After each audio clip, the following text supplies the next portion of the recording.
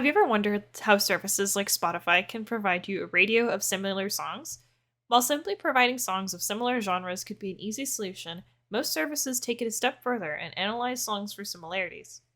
But songs are just waveforms to a computer. Teaching them to recognize emotions and attributes isn't easy if you're dealing with millions of songs. In order to achieve this, we train a machine learning model to recognize these attributes in songs, but first this requires a training dataset with human-marked attributes. To create this, our app seeks to crowdsource this data collection and create a massive dataset from volunteers as to their emotional responses to songs. My name is Andrew Young. I'm Danielle Puga. I'm Matthew Walker. I'm Allison. And we're the team working on the Music Affects data collection project for Soundbender. Studies to collect emotional responses to music have been conducted before. However, our client hopes to differentiate from them in a few ways.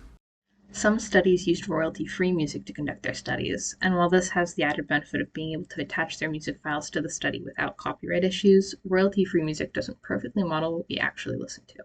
Soundbender hopes to fix this by using existing services APIs to control users' playback, giving our app the ability to play any song available on the service. While this doesn't allow us to download the music files, it allows us to avoid copyright infringement and provide relevant music. Most studies were conducted on a group of volunteers. Our app hopes to crowdsource the study and hopefully provide more data points. This stipulation adds the need for the app to be engaging, drawing volunteers in. Lastly, choices need to be made as to what emotional model and method of annotating our study chooses to use. Many models exist, such as Elkman's 6 emotional model. This would provide simplicity, but lack detail. Plutchik's model has more depth to each emotion, providing a wheel of emotions. However, this model is three-dimensional, representing a cone-like shape that would make annotating difficult for users and harder to understand. The circumplex model by Russell proves to be simple and quantifiable. It only defines 3 dimensions: positivity, energy, and dominance isn't applicable to music, so we're left with a 2-dimensional plot. We chose to go with the circumplex model.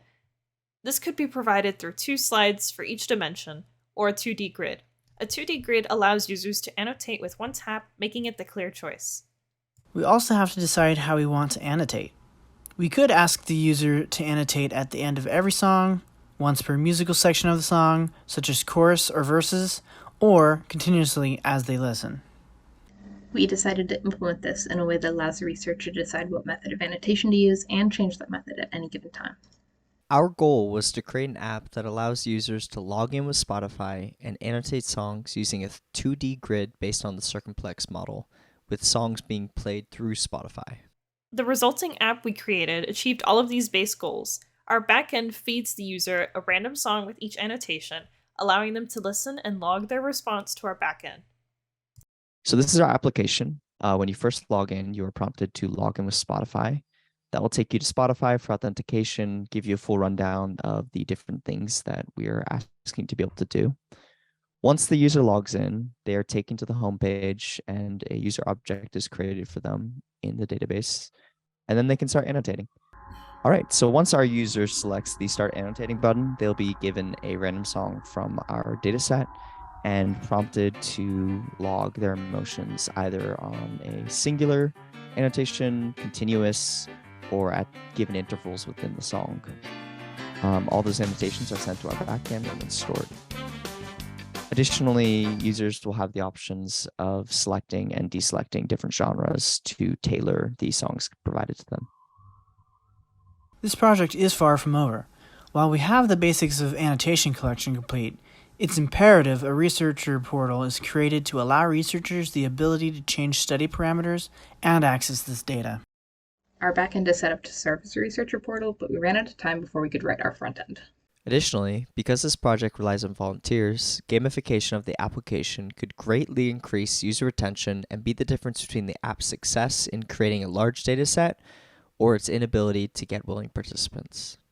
That's why it's important that future groups work on the beautification of the application and some gamification to give the users some insight into the effect their work has had. Additionally, an interactive demo to teach users how to annotate. Another goal of our project was to take previous studies and log the songs they used as our initial dataset. This would give Music Effects' first results direct comparison to these previous studies. This task was almost complete, but left with a few tasks left.